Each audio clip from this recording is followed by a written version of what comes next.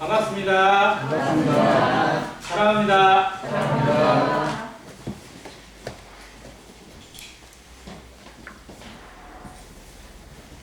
미국 대통령 선거도 거의 발표는 난 것 같습니다. 한쪽에서 지금 불복을 하고 있고 좀 후송을 하고 있어서 좀 시끄러울 것 같긴 한데 그래도 대세에 큰 지장은 없으리라 생각이 듭니다. 누가 되는 것이 중요한 게 아니고 어떤 변화가 어떻게 이루어질지가 참 중요한 것 같습니다. 미국의 대통령이라는 자리가 단지 그 나라의 대통령이 아니라 어떻게 보면 세상의 어떤 흐름을 움직이는데 주도적인 역할을 할 수 있는 그런 위치다 보니까 여러 가지가 많이 생각이 되어집니다. 트럼프 대통령이 낙마하게 된 것이 어떤 뜻으로 어떻게 작용될지는 다 알 수 없지만 이스라엘 사태, 중동의 어떤 그런 모습들 자체를 다시 한번 살피면서 하나님이 보여주시는 마지막 때의 징조에 대해서도 성도들이 분별력을 가졌으면 더 좋겠다는 생각을 가져봅니다. 오늘 로마서 11장 말씀을 보도록 하겠습니다. 로마서 11장 계속 9장부터 11장까지를 이스라엘에 대한 어떤 그런 하나님의 경륜으로 보았는데 이제 11장에서는 이스라엘이 그러면 과연 어떻게 되는 것이냐, 그리고 이스라엘을 대체해서 하나님이 세우신 새로운 하나님의 백성, 이방인의 충만한 수라고 부르는 교회에 대해서 보여주고 있는 제목이 나옵니다. 이 말씀을 통해서 저희가 생각해 볼 만한 것들이 뭐냐면, 첫 번째는 이스라엘의 미래는 그럼 어떻게 되는 것인지, 두 번째 하나님의 경륜은 과연 어떻게 완성이 될 것인지, 그리고 이방인의 충만한 수라고 불리우는 이 교회는 또 어떻게 되는 것인지, 그리고 과연 그렇다면 이 시대는, 우리가 살아가는 이 시대는 하나님이 정하시는 그 마지막 때, 하나님의 때, 여호와의 날에 얼마나 가까이 가는지도 한번 생각해 보았으면 좋겠습니다. 11장, 즉 9장에도 그렇고 10장에도 그렇고 11장도 그런데 동일하게 1절을 시작할 때 사도 바울의 마음의 고백이 나와요. 기도가 나왔습니다. 나는 내 동족을 위해서 정말 내가 끊어질지라도 기도한다고 했던 그 사도 바울이 11절에 이렇게 얘기합니다. 그러므로 내가 말하노니 하나님이 자기 백성을 버리셨느냐? 그럴 수 없다라는 겁니다. 하나님은 그 누구도 버리지 않습니다. 그 누구도 포기하시지 않습니다. 사람이 스스로 물러나고 사람이 스스로 포기를 할 뿐이지 하나님은 그 어떤 인생도 포기하시지 않습니다. 그 아무리 괴악한 죄인이라 할지라도, 아무리 포악한 사람, 세상에서 희망이 없고 가치도 없고 그냥 그대로 죽여야 될 그런 사람도 하나님은 그 영혼이 불쌍히 여기시고 구원받기를 원하십니다. 그래서 많이 놀라도 돼요. 세상에서 가장 극악한 범죄를 저지른 사형수들이 있어요. 마땅히 죽여야 돼요. 근데 감옥에다 가둬놓습니다. 그러면 그냥 사람이 세상에서 끊어야 될 그 사람을 감옥에다 가두는 바람에 밥도 먹여요, 숙박도 해줘요, 뭣도 해줘요. 그냥 돈만 들어가요. 그러니까 정말 필요 없는 사람한테 돈 쓰고 있다고 해서 정부를 나무랍니다. 그리고 혹시라도 그 사람이 사면을 받고 나오게 될까봐 또 걱정하는 사람들도 많아요. 우리 입장에서 그럴 수 있어요. 마땅히 사형을 받아야 될 사람이 사형을 받고 있으면 손해라고 생각이 되고 불안해질 수 있어요. 그런데 하나님께서 그렇게 두신 이유가 있어요. 거기서 정말로 그 영혼이 회개하고 그 영혼이 하나님을 만나고 복음을 들을 수 있는 기회만 주어진다면 하나님은 그렇게 하십니다. 그렇게 감옥에서 사형수로 있다가 죽어야 될 그런 사람이 복음을 듣고 구원받고 그의 인생의 마지막 때에 하나님을 찾은 사람들이 많을까요, 적을까요? 어마어마하게 많습니다. 예수님 발표했던 그 강도부터 시작을 해서 우리가 너무나 잘 아는 고재봉이라는 사람까지 정말 수많은 사람들이 죽음의 그 직면에서 하나님의 말씀을 듣는 기회를 얻어서 복음을 듣고 자기의 인생, 자기는 비록 죽어야 되지만 세상에서 이루어지는 일들을 생각해보면 아무 희망도 없지만 그저 그 영혼은 하나님 앞에 들림받을 수 있는 그 마지막 소망을 가지고 죽어간 사람들이 참 많습니다. 하나님은 포기하시지 않습니다. 그래서 우리가 여기 있습니다. 우리의 삶, 우리의 중심, 우리의 인생을 생각해보면 하나님이 그냥 언제 데려가도 아무 문제 없고 더 이상 희망을 걸기 어려운 우리 인생도 참 많은데 하나님이 그런 날을 이 땅 가운데 두신 이유는 여전히 기대를 꺾지 않고 하나님의 성령과 동행하면서 하나님의 영광의 빛을 드러내고 소금의 역할을 다할 수 있는 사람으로 우리의 삶을 이끄시기 위해서 지금도 포기하시지 않고 희망을 가지고 우리에게 말씀을 주고 계시다는 사실에 다시 한번 감사가 됩니다. 이스라엘도 마찬가지라는 겁니다. 하나님이 잠깐 미끄러짐을 허락하셨지만 포기하신 건 아니라는 겁니다. 그게 이제 엘리야를 통해서 주시는 예화인데요. 엘리야가 하나님의 말씀을 받고 아합 왕과 이세벨에게 하나님의 경고를 했습니다. 하나님 말씀을 듣지 않으면, 회개하지 않으면 이 땅에 3년 동안 기근이 있을 것이다. 그리고 3년 반 동안 기근이 있었어요. 그런데도 돌아오지 않아요. 백성들의 마음이 여전히 그냥 땅이 갈라진 것처럼 갈라져가지고 돌아오지 않는 그들의 모습을 보고 한탄하면서 하나님의 때가 돼서 이제 하나님의 권능을 보여 누가 하나님인지 누가 여호와인지 증명하는 그런 시험 무대를 갈멜산에서 열게 합니다. 그래서 바알 선지자 400명, 아세라 선지자 450명, 그리고 엘리야 혼자 가서 그 갈멜산에 두 단을 세워놓고 누가 신인지 누가 참 신인지를 증명하자라고 하는 위대한 도전을 합니다. 대결을 해요. 그리고 놀라운 승리를 거둡니다. 그리고 그날 백성들의 마음이 돌아오는 그 틈을 이용해서 바알의 선지자와 아세라 선지자들을 그 자리에 다 죽여버립니다. 이 땅의 모든 불멸의 씨앗들을, 하나님을 거역하는 씨앗들을 다 제거해버렸어요. 그러면 돌아올 줄 알았어요. 다 백성도 돌아오고 아합 왕도 회개하고 온 나라가 하나님께 온전히 돌아설 걸로 기대를 했어요. 그런데 돌아와요, 안 돌아와요? 돌아온 건 오히려 자기에 대한 지명 수배령이에요. 너도 죽여버리겠다 라고 이세벨이 기세등등해서 군대를 총동원해서 수배령을 내린 거예요. 백성들이 꼼짝부터 거기에 따라가는 거예요. 자기를 찾으려고 혈안이 되어 있는 모습을 보면서 한탄해서 결국은 광야 끝털이 부엘세바까지 도망갑니다. 얼마나 한스러웠을까요? 얼마나 처량할까요? 어제까지만 해도 갈멜산에서 그렇게 큰 소리 호통치고 이 땅에 비가 낼 수 있도록 7번이나 기도해서 이 땅에 비를 내렸어요. 모든 기근이 끊어지는 하나님의 은혜를 경험하게 했는데 돌아온 건 도망자예요. 얼마나 그의 인생이 내 인생이 여기서 끝이구나. 이건 아무것도 아니구나. 하나님을 위해서 일하고 하나님을 향해서 했었던 내 삶이 정말 이걸로 끝이구나 라는 그런 한탄 가운데 그가 그 나무 가지 앞에서 하나님께 기도를 합니다. 조카오니 내 생명을 취하시옵소서. 이제 더 볼 것이 없다는 거예요. 가끔 성도님도 그런 기도 드리지 않으세요? 하나님 이러실 거면 그냥 내 인생을 그냥 여기서 거두어 가십시오라고 기도할 때도 참 있는 것 같습니다. 근데 데려가 달라고 하는 사람은 하나님이 안 데려가시고 더 살게 해달라고 하는 사람은 하나님이 데려가시는 그런 경우도 많이 봐요. 모세는 차라리 저 땅 한번 밟게 해달라고 3번이나 기도했는데 하나님이 뭐라고 하셨어요? 그만해도 족하니 이제 그 일로 내게 다시는 기도하지 말라고 하라는 이 사단의 질병, 사단이 내린 이 질병을 내 몸에서 떠나게 해달라고 3번이나 간구했던 사도 바울의 기도도 주님이 주신 말씀이 뭐냐면 내 은혜가 내게 족하도다. 이는 내가 약할 때 강함이다라고 오히려 다른 하나님의 경륜을 보여주신 하나님의 응답이 엘리야에게는 이제 제발 나를 걷어가십시오라고 했더니 천사를 보내서 어루만지세요. 그리고 혹시라도 죽을까봐, 줄여 죽을까봐 음식을 갖다 공급해서 그를 먹이시는 거예요. 그리고 40일 동안 그렇게 그를 어루만지시고 달래고 이끄셔서 하나님의 산 호렙으로 이끌어 가셨습니다. 그리고 그곳에서 하나님이 새로운 사명을 주세요. 새로운 음성을 주셨어요. 그때 엘리야에게 주신 하나님의 응답이 뭐냐면 엘리야가 이렇게 얘기했어요. 다 죽고 나만 남았는데 다 죽었다는 거예요. 누가 다 죽은 거예요?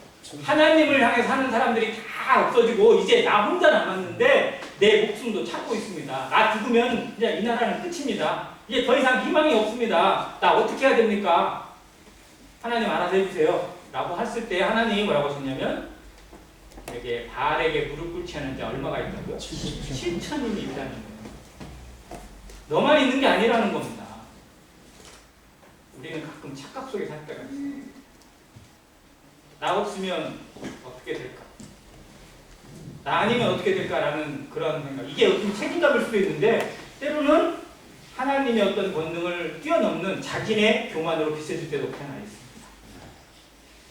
물론 든자리는 몰라도 난자리는 표가 난다고 하잖아요. 그 사람이 있다가 없으면 분명히 표는 날 수 있어요. 그러나 하나님의 나라는 누구 한 사람에 의해서 주도되는 것도 아니고 하나님의 몸된 교회도 역시 누구 하나에 의해서 좌우되는 것은 결코 아닙니다. 왜? 하나님이 머리시니까. 그리스도가 머리시니까. 머리 대신 그리스도께서 얼마든지 하나님의 사람을 택하여 세우시고 그를 통해서 일하게 하시는 것입니다. 그래서 나 아니면 안 되라는 생각이 아니라 내가 쓰임받게 된 것이 복이고 내가 쓰임받는 도구로 사용되는 것이 은혜라는 사실을 늘 기억하면서 우리는 살아야 합니다. 하나님은 나 아니어도 얼마든지 있어요. 내가 이 일에 쓰임받고 내가 여기에 있고 내가 이 가운데 부르심을 받고 있는 사실이 은혜요. 하나님이 주시는 놀라운 기회라는 사실을 기억해야 합니다. 그래서 주신 것들에 대해서 지금 하고 있는 일들에 대해서 감사함으로 하나님께 정말 겸손한 마음으로 이 기회를 주시고 섬길 수 있는 젊음을 주시고 재산을 주고 내게 열정을 주신 것에 대해 늘 감사하며 살아가는 성도가 되시기를 간절히 바랍니다. 이 기회는 금세 사라질 수 있어요. 다른 사람에게 얼마든지 주실 수 있는 하나님이 나 같은 자에게 기회를 주시고 있다는 사실에 감사하며 살아가는 안양교회 성도 되시기를 바랍니다. 자, 이걸 깨달으면서 이스라엘에 대해 하나님이 포기하지 않았다는 걸 설명합니다. 그리고 5절에 이렇게 얘기해요. 그런즉 이와 같이 지금도 은혜로 택하심을 따라 남은 자가 있느니라. 지금도 있습니다. 이스라엘이 완전히 미끄러지지 않지만 이스라엘이 분명히 나가 있어요. 그리고 그 이스라엘을 통해서 남겨진 이스라엘 사람들을 통해서 하나님의 복음과 그리스도의 비밀과 하나님의 계시가 이 땅 가운데 넘쳐날 수 있도록 이끌어내셨어요. 복음은 누구로부터 시작이 됐어요? 유대인으로부터 시작했어요. 예수님이 안 그랬어요. 복음은 구원이 유대인으로부터 나타나요. 자, 예수님이 유대인이에요? 이방인이에요? 예수님이 유대인이에요? 이방인이에요? 유대인으로 오셨잖아요. 그리고 예수님의 12제자는 유대인이에요? 이방인이에요? 유대인입니다. 자, 거기로부터 복음이 났고 복음이 전파되어졌어요. 그런데 지금은 그 복음을 책임지고 있고 복음을 전파했던 이 유대인들은 오히려 복음에서 미끄러지고 그 복음을 거저들은 이방인들은 오히려 하나님 앞에 서 있는 거꾸로 된 역전 현상을 보게 됩니다. 이건 역시 하나님의 경륜이라는 겁니다. 하나님이 이스라엘을 그렇게 두신 이유가 무엇인지 분명히 깨닫게 되는 것. 또 그 가운데 이방인을 택하여 하나님의 백성으로 하나님의 나라로 하나님의 왕같은 제사장으로 세우신 이유가 무엇인지도 또한 나중에 수긍하게 됩니다. 지금은 다 알 수 없어요. 우리가 너무나 잘 아는 고린도 13장처럼 지금은 무엇으로 보는 것처럼? 거울로 보는 것처럼 희미한 거울로 보면 유명한데 당시의 거울은 청동 거울이에요. 청동 거울. 그래서 제대로 안 보여요. 그냥 희끗희끗하게 보이고 그냥 윤곽만 보일 정도예요. 지금은 거울이 수정이니까 석영으로 된 수정이니까 지금은 또렷하게 잘 보이지만요. 당시에는 안 그랬어요. 자, 그 거울로 보는 것처럼 희미하지만 나중에는 어떻게 본다고요? 얼굴과 얼굴을 마주 보는 것처럼 분명히 알게 됩니다. 지금은 다 알 수 없어요. 지금은 왜 하나님이 이렇게 하시는지 왜 내 가정에 이런 어려움을 주시는지 지금은 내 인생을 왜 이렇게 이끌어 가시는지 다 알 수 없어요. 우리는 답을 알고 살아가는 것이 아니라 하나님을 믿고 살아가는 사람들입니다. 하나님이 내게 답을 해주셔야 하는 이유도 없고 그냥 하나님은 따라오라는 거예요. 하나님을 믿으니 또 나를 믿으라. 내 아버지 집에 거할 곳이 많다. 그러면서 예수님이 주신 말씀이었어요. 너희는 염려하지 말라는 거예요. 염려하지 말라는 거예요. 하나님을 믿으니 또 나를 믿으라는 거예요. 믿음은 무엇이에요? 그분이 어떻게 이끄시든지 간에 나에게 가장 좋은 것을 주시는 것을 믿는 겁니다. 내 눈에 보기에 좋은 것이 좋은 게 아니고 하나님이 이끄시고 하나님의 말씀이 있는 그것이 바로 선이고 가장 좋은 거라는 사실을 믿고 가는 거. 우리가 어떻게 천국에 갈 것을 확신해요? 어떻게 지옥에 안 갈 것을 확신합니까? 내가 가보지 않았는데 어떻게 확신해요? 말씀으로 확신하잖아요. 하나님을 믿으니까 하나님이 주신 말씀을 믿으니까. 그런데 그 말씀은 믿는데 왜 다른 말씀은 내 마음대로 해야 돼요? 이건 참된 믿음이 아니잖아요. 그러니까 하나님을 믿는 믿음은 하나님이 내 인생을 어디까지 이끄시든 간에 끝까지 가장 좋은 것으로 하나님의 뜻 가운데 이끄실 것을 믿는 것입니다. 지금이 이해되지 않아요. 지금이 어려움이 있어도 하나님이 이렇게 하시는 이유는 나중에 분명히 깨닫게 될 거라는 거예요. 이거를 생각하고 나아가는 거예요. 이거 이스라엘에 보여주신 하나님의 경륜입니다. 이스라엘이 때로는 이해 안 돼요. 왜 우리는 아니고 왜 저 이방인들을 세우십니까? 어떻게 저런 이방인들이 하나님의 백성이 되고 우리는 이렇게 어려움에 처할수록 내줬습니까? 라고 유대인들이 막 항변할 수 있어요. 그런데 하나님이 그렇게 하시는 이유를 그들이 나중에는 수긍하게 된다는 겁니다. 무엇 때문인지, 불신이 얼마나 무서운 것인지, 하나님을 믿는 믿음이 무엇인지 이스라엘을 통해서 보고 있는 거예요. 우리가 그들은 하나님을 잘 믿는다고 생각했지만 실상은 착각이고 실상은 잘못된 것이었어요. 그러면 우리도 마찬가지예요. 우리도 하나님을 잘 믿고 있는 것 같고 진짜 믿음은 우리에게 있는 것 같지만 때로는 아닐 수도 있다는 거예요. 그런 마음으로 두려움을 가져야 돼요. 특히 우리 형제교회들 누구보다도 참된 진리 가운데 서기를 원하고 참된 예배 가운데서 하나님의 말씀으로만 살기를 누구보다도 추구하고 있는데도 불구하고 때로는 우리의 독선에 빠질 수도 있고 우리의 아질에 빠질 수도 있습니다. 그래서 남을 판단하는 것이 아니라 나부터 우선 하나님 앞에 바로 서 있는지 우리 자신을 먼저 돌아보는 그런 회개가, 그러한 자백의 모습이 정말 필요하다고 말씀드리고 싶습니다. 자, 이스라엘이 이렇게 된 것에 대해 하나님의 경륜이 있습니다. 하나님은 오늘까지 그들에게 혼미한 심령과 주를 보지 못할 눈과 듣지 못할 귀를 주셨다 함과 같으니라. 그러면서 이게 신명기 있는 말씀인데요. 신명기의 말씀 그리고 다윗이 했던 시편의 말씀을 통해서 이스라엘이 그렇게 될 것을 이미 성경에 예언해 놓으셨어요. 하나님의 백성들이 오히려 하나님의 은혜에서 미끄러질 수 있다는 사실을 경고해 주신 겁니다. 그리고 그것을 신약 성경에서 있는 사도들이 그걸 풀어주고 있어요. 자, 그러면 그들이 그렇게 미끄러지는 것이 결국은 무엇을 위한 것이냐면 하나님의 나라가 이대인에게 머물지 않고 유대인의 세계에만 머물지 않고 온 세상에 하나님의 창조하신 하나님의 형상대로 지음받은 모든 인생들에게 충만하게 전파되는 계기가 되게 하시기 위해서 하나님이 그 길을 택하셨다는 겁니다. 왜? 유대인들은 자기만 아니까. 유대인들은 국수주의예요. 자기 민족만 알아요. 그러니까 유대인들이 계속해서 흥왕에 있으면요, 하나님의 은혜 가운데 있으면 이방인들은 거들떠도 안 봐요. 저들은 계략이니까 어떻게 되든 상관없는 걸로 치죠. 그러니까 하나님은 오히려 그들을 통해서 너희들은 미끄러져 있어. 너희들은 오히려 은혜에서 멀어지게 만들고 오히려 그 미끄러짐이 다른 이방인 나라에 하나님을 모르던 백성들에게 널리 널리 전파될 수 있도록 땅끝까지 그러내 증인이 되게 하시는 통로로 삼으셨어요. 그래서 그들의 미끄러짐이 오히려 이방인들에게 풍성함이 되었고 그들의 실족함이 이방인들에게 복음의 통로가 되게 하신 것, 이것이 하나님의 경륜입니다. 근데 그게 그냥 하나님이 작정해서 하신 게 아니라 성경에 이미 예언되어 있는 거라는 거예요. 구약 성경에도 이미 그런 사실들을 예언하셨고 예수님이 오셔서도 그런 것들을 계속 얘기하셨어요. 가장 대표적인 이야기를 예수님의 예화에서 하나 드릴게요. 자, 예수님이 길을 가실 때 백부장이 예수님을 초청을 해요. 자기 집에. 누가 아픈 거예요? 하인이야, 하인.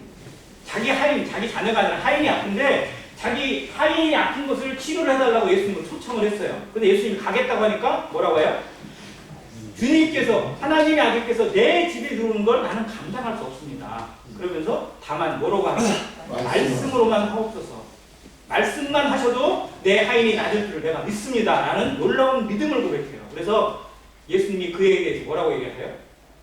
내가 이스라엘 중에서 이만한 믿음을 만나보지 못하였다. 그러면서 뒤에 나오는 말씀이 무서운 말씀이에요. 훗날에 동서남북으로부터 수많은 사람들이 하나님의 나라에 들어오게 될 것을 이야기하세요. 이게 하나님의 계시예요. 하나님의 비밀입니다. 이방인이 믿음을 통해서 하나님의 나라에 가입하게 되고 이끌어질 것. 오히려 이 유대인들은 오히려 더 은혜에서 미끄러질 것을 하나님이 미리 예수님이 얘기해 주신 거예요. 오히려 예수님을 가장 저버리고 배신하고 십자가에 내몬 백성들이 유대인이잖아요. 하나님께 가장 가까이 있다는 그들이 하나님을 버렸어요.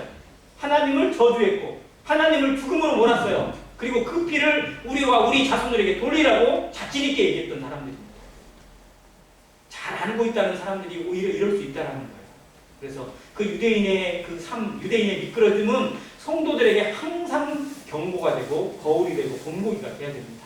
나도 미끄러질 수 있다는 사실, 나도 잘못될 수 있다는 사실을 늘 마음에 기억하고 스스로를 돌아볼 수 있는 그런 삶이 늘 이어지길 바랍니다.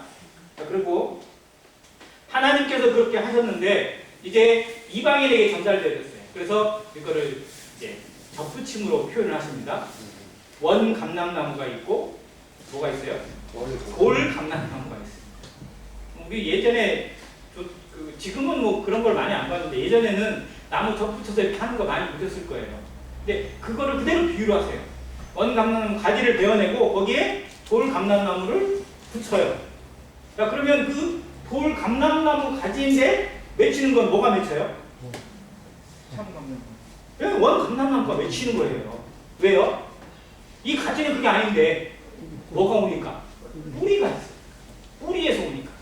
즉 하나님의 백성이 아닌데 하나님 아무 상관도 없는 그들을 그 가지를 잘라내 거기다 접을 붙였어요. 그게 우리예요. 그런데 하나님의 뿌리로부터 예수 그리스도의 그 생명으로부터 하나님의 열매, 하나님의 백성이 하나님의 왕같은 제사장들이 되게 하신 능력이 나타나게 하신 것입니다. 이게 교회예요.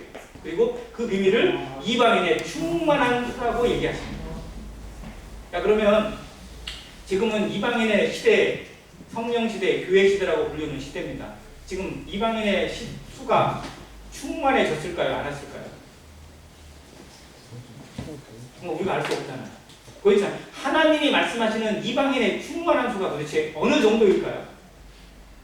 다 알 수 없어요. 정말 이건 비밀입니다. 그날과 그때는 아들도 몰라요. 오직 누구만 아세요? 아버지만 아십니다. 그런데 보여주시는 예화들을 통해서 보면 결국은 그 수가 어느 정도일 것인지 짐작은 할 수 있다는 거예요. 즉 가장 중요한 것이 뭐냐면 세상 모든 지역에 모든 곳곳에 하나님의 말씀이 복음이 전파되는 때, 자 그러면 지금 세상 곳곳 세상의 끝이라고 부를 수 있는 곳에 복음이 전파됐나요? 안 됐나요?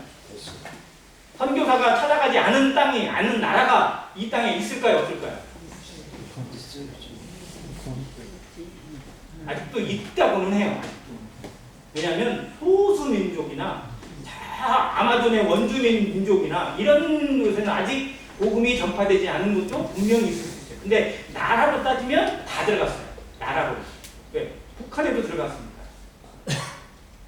자, 그리고 두 번째는 뭐냐면 성경이에요. 성경. 하나님의 말씀이 그곳에 있는 모든 언어로 번역이 되어서 누구라도 하나님의 말씀을 읽고 듣고 믿을 수 있도록 하시는 것이 또 이방인의 충만한 수와 연관이 되어 있습니다. 지금 성경이 표현에 의하면요 거의 200개 이상의 언어로 번역이 되어서 전 세계에 보급이 되어 있습니다. 그래서 누구라도 하나님을 찾고자 하면 하나님을 알고자 하면 들을 수 있고 만날 수 있는 기회가 열려져 있습니다. 이방인의 충만한 수의 시대에 우리는 살고 있습니다. 그 때가 언제 마감이 되어도 전혀 이상하지 않을 그런 시대에 내가 지금 살고 있다는 거예요. 이 시대에 하나님이 저 하늘에 천사장의 나팔소리와 호령과 그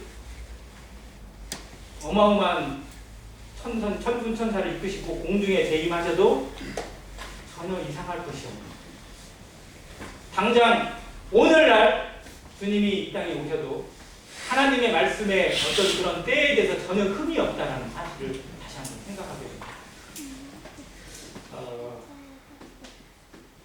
그러면서 이 로마 교회는 이방인 교회를 대표하는 교회로 성경에 등장되어 있습니다. 왜냐하면 이 로마서가 이방인의 사도인 사도 바울이 로마 교회에게 복음이라고 하는 것을 설명해 주고 있는 내용이거든요.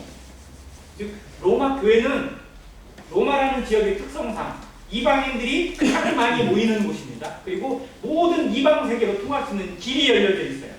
모든 길은 어디로 통한다고요? 로마로 통해요. 로마 황제가 자기의 영역을, 자기의 통치권을 강화하기 위해서 로마로부터 모든 길을 다 포장을 해버렸어요.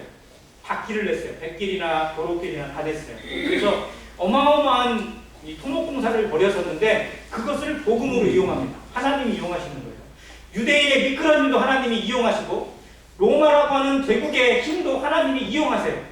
물론 그들은 자기를 위해서 이용하지만 하나님은 그들의 모든 것을 이용하시고 하나님의 복음이 전파될 수 있도록 하십니다. 이 시대에 인터넷이라고 하는 것이 실제로는 사람들의 좋은 것보다 안 좋은 것들도 참 많이 끼쳐요. 그건 사실입니다. 그런데 하나님은 그 인터넷을 통해서도 방송을 통해서도 무엇을 통해서든지 간에 하나님의 복음이 전파될 수 있는 통로로 이용하세요. 우리가 가지고 있는 모든 것이 하나님의 손에 들리기만 하면, 하나님 앞에 들리기만 하면 하나님의 도구가 되고 하나님의 능력이 됩니다. 어떤 분이 그 밴드에 올린 글 중에 이런 글이 있어요. 수학 문제를 줍니다. 100 빼기 1은 얼마죠? 100 빼기 1은 99죠. 근데 거기에는 뭐라고 써 있어요? 100 빼기 1은 0이다. 아무리 많은 것이 있어도 누가 빠지면? 하나님이 빠지면 0이라는 거예요. 그리고 0 더하기 1은 얼마일까요? 0 더하기 1은 얼마예요? 1이죠. 근데 거기는 뭐라고 되어 있을까요? 0 더하기 1은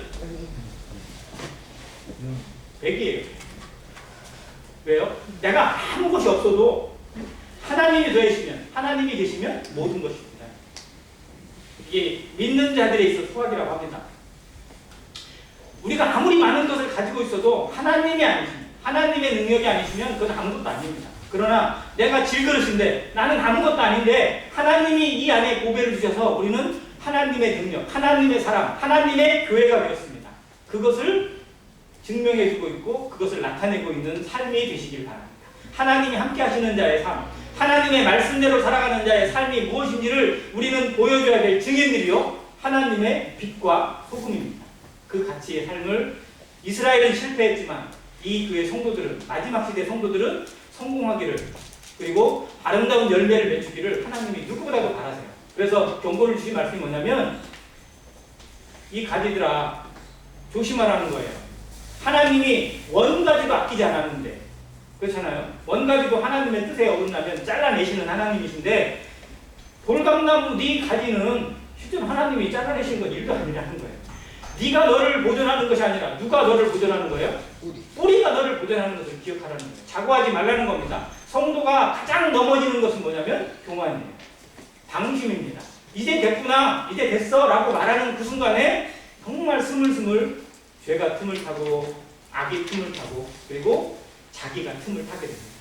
우리는 언제든지 넘어올 수 있는 존재라는 사실을 다시 한번 기억합니다. 자, 그러면서 그 가지에 대해서 쭉 얘기를 하시고요.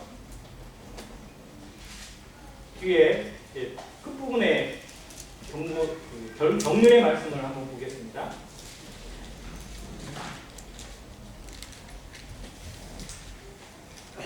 29절부터 30절입니다. 하나님의 은사와 부르심에는 후회하심이 없느니라. 너희가 전에는 하나님께 순종하지 아니하더니 이스라엘이 순종하지 아니함으로 이제 긍휼을 입었는지라. 이와 같이 이 사람들이 순종하지 아니하니 이는 너희에게 베푸시는 긍휼로 이제 그들도 긍휼을 얻게 하려 하십니다. 하나님의 은사와 부르심에는 후회가 없습니다. 하나님은 후회하시지 않습니다. 성경의 몇몇 구절에 하나님의 후회를 표현하고 있긴 하지만 실제로 그건 온전한 후회가 아니라 그것에 대한 아쉬움을 표현하고 있을 뿐이지, 하나님의 경륜으로 보면 하나님은 그 부르심에 대해서 후회하시지 않습니다. 우리를 향한 부르심은 더더욱 그러합니다. 예수 그리스도를 이 땅에 보내시고 그들의 영혼을 위해서 그들의 생명을 건지시게 하여 독생자를 버리신 것에 대해서 후회하셨다면 정말 이 땅은 100번 심판받아도 1000번 심판받아도 마땅합니다. 그런데 아들을 버리신 것에 대해서, 아들을 내어주신 것에 대해서, 아니 독생자 예수 그리스도께서 친히 십자가를 지신 것에 대해서 단 한 번도 후회하시지 않았다는 사실을 감사드립니다. 우리의 이런 부끄러운 모습을 보고, 믿는 성도들의 부끄러운 모습을 보고 예수님이 후회하실 법도 한데, 내가 너 같은 것을 위해서 이런 일을 했구나라고 생각하면 정말 후회 막심할 그런 마음도 들 뻔했는데 하나님은 후회하시지 않습니다. 부모는 자식을 앞에 놓고 후회를 합니다. 아닌가요? 부모가 자식들 모습을 보면서 한탄하고 후회하는 경험이 아예 없을까요? 가끔은 들 때도 있죠. 내가 너 때문에 배골아가면서 잠 못 자가면서 젖 물리고 그냥 그 밤에 설치고 그렇게 고통 가운데서 키웠던 것에 대해서 지금 돌아오는 게 이 정도냐라고 생각해보면 정말 그냥 그런 별 마음이 다 들 법한데, 하나님이 우리를 위해서 내어주신 사랑은 아들의 부끄러움과 아들의 모든 것을 내어주시면서까지 사랑하셨잖아요. 그런데 후회하시지 않는다는 거예요. 정말 이 위대한 사랑에 대해서 우리는 다시 한번 감사의 마음으로 정말 충실한 마음으로 예배를 드리는 것이 너무나 마땅합니다. 이게 당연한 거 아니겠어요? 정말 그 사랑을 생각하면서 이 겸손의 마음을 잃지 않고 살아가는 모든 성도가 되시길 바랍니다. 그런데 하나님이 이스라엘도 결국은 회복시키셨다는 거예요. 왜? 이스라엘을 하나님이 부르신 그 이유가, 그 목적이 잠깐 미끄러지게 하셨지만 그들의 미끄러짐을 통해서 하나님의 나라가 확장되게 하셨고 하나님의 백성들이 이 땅 가운데 온전하게 들어올 수 있는 이 교회가 되게 하셨으면 이제 그들을 통해서 이제 이스라엘을 시기나게 해요. 왜 저들이 하나님을 잘 믿어? 우리가 더 잘 믿어야지. 이런 마음으로 시기나게 해서 마지막 때에 그들로 하여금 민족적인 회개를 일으키게 하신다는 겁니다. 아, 우리가 정말 잘못 깨달았고 우리 조상이 정말 잘못 알고 있었구나. 성경에 대해서 잘못 알고 있었고 예수님에 대해 잘 모르고 있었구나라는 걸 분명히 깨닫게 하시는 때가 반드시 임하게 될 거고 이제 가까이 왔다는 겁니다. 이스라엘의 상황을 정말 주의 깊게 보시길 바랍니다. 그냥 뉴스를 그냥 듣는 것으로 지나치지 말고 조금 더 찾아보시길 바랍니다. 이스라엘 그리고 중동 유럽에서 이루어지고 있는 일들, 그 일들이 과연 우리와 아무 무관한 것이 아니라 정말 우리의 삶, 우리 교회 시대의 마지막과 너무나 연관되어 있다는 사실을 늘 기억하면서 하나님이 정하시는 때가 정말 어떻게 임하게 될 것인지 주의 깊게 살피는 성도가 되시길 바랍니다. 그러면서 33절부터 이렇게 얘기합니다. 깊도다 하나님의 지혜와 지식의 풍성함이여 그의 판단은 헤아리지 못할 것이며 그의 길은 찾지 못할 것이로다. 34절 누가 주의 마음을 알았느냐 누가 그의 모사가 되었느냐. 하나님의 마음을 누가 알아줄까요? 여러분 중에 하나님의 마음을 알아주는 분, 하나님 마음 이해되세요? 자식은 아무리 나이를 먹어도 부모 마음을 다 이해 못한다고 합니다.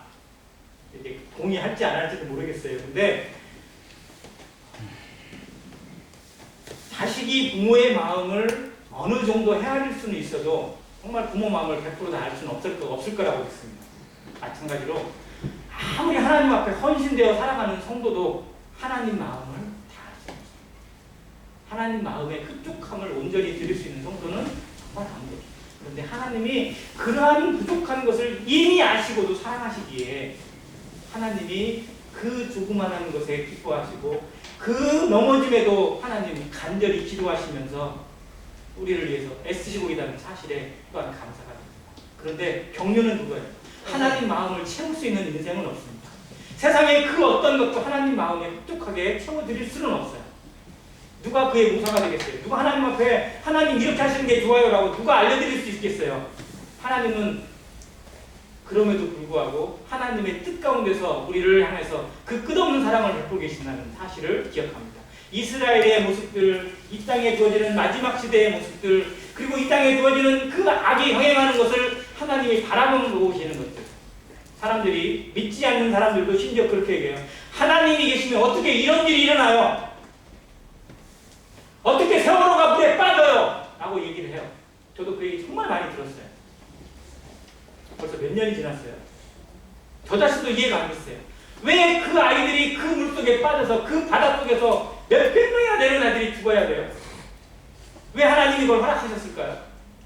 얼마나 안타깝게 죽어가는 사람들이 많고 얼마나 안타까운 일들을 당하는 성도들이 많아요. 왜 하나님이 그걸 허락하세요? 누가 하나님 마음을 다 알 수 있겠어요? 그런데 하나님이 그렇게 두시는 이유가 있고 그걸 통해서 우리의 마음에 주시는 교훈이 있고 그걸 통해서 하나님의 나라가 이루어져가는 역사의 경륜이 있다는 사실을 우리는 믿어야 합니다. 성도의 죽음을 하나님이라고 기뻐하시겠어요? 그러나 그렇게 하시는 이유가 있어요. 하나님은 누구보다도 슬퍼하시지만 그러나 하나님의 나라가 확장되게 하시기 위해서 하나님의 뜻이 이 땅에 이루어지기 위해서 때로는 누구를 데려가시기도 하고 누구를 병들기도 하십니다. 그걸 통해서 정말 누군가의 마음이 치료를 받고 누군가가 영원히 돌아올 수만 있다면 하나님은 그 어떠한 것도 허락하세요. 우리는 다 알 수 없어요. 그래서 그날 가서 다 깨닫게 되고 그날 하나님 앞에 가서 모든 것을 아멘하게 될 것입니다. 지금은 배워가는 시대입니다. 다 알 수 없지만 답을 알아야 믿는 것이 아니고 하나님을 믿으니까 결국은 답이 보이는 겁니다. 믿지 않는 자들 가운데 끝까지 뭔가를 찾아보겠다고, 뭔가를 캐보겠다고, 뭔가를 알아보겠다고 하는 것은 안 믿겠다고 하는 거나 다름없어요. 정말 태도를 바꿔야 됩니다. 하나님이 누구시라면, 하나님이 나와 다르다면, 하나님이 창조주라면 우리의 태도는 뭐예요? 그냥 엎드리는 거예요. 피조물이잖아요. 이거를 성도들도 회복하시기 바랍니다. 하나님 앞에 따지는 태도가 아니라, 하나님 어떻게 나한테 이러세요? 라고 하는 그런 태도가 아니라,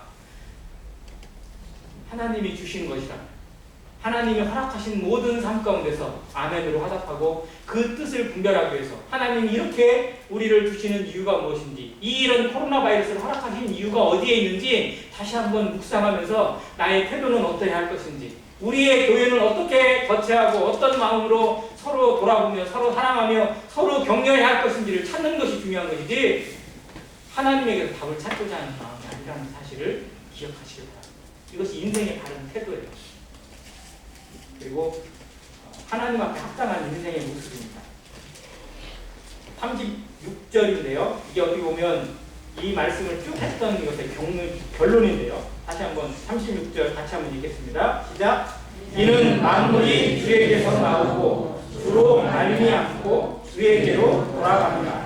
그에게 영광이 세세에 있을지어다. 아멘. 자, 만물이 어디서부터 와요? 주에게서 나옵니다. 그리고 그 모든 돌아가는 운행의 섭리가 누구에게 있어요? 하나님에게 있습니다. 주로 말미암고 또 어디로 돌아가요? 주에게로 돌아갑니다. 아멘. 우리 인생이 어떠한 삶을 살든지 간에 하나님부터 왔어요. 그리고 아무리 능력이 있다 해도 하나님으로 인해 삽니다. 그리고 결국 어디로 가요? 하나님 앞에 갑니다. 내 인생 하나님을 떠나서 살 수 없고 하나님 손을 벗어날 수 있는 인생 아무도 없습니다. 그것을 인정하고 그 앞에 굴복된 마음으로 하나님의 경륜을 바라보는 마음으로 겸손하게 살아가는 모든 성도 되시기를 간절히 바랍니다. 이상입니다.